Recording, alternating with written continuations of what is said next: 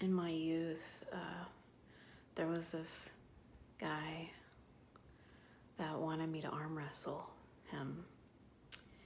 And I'm like, OMG. And he's kind of muscular and, you know, buff and intimidating. And I'm like, oh, all right, let's give this a try.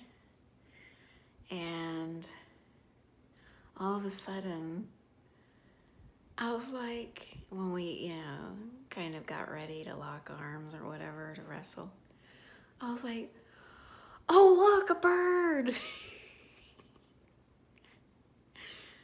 And he looked and ended up turning red in the face because he lost.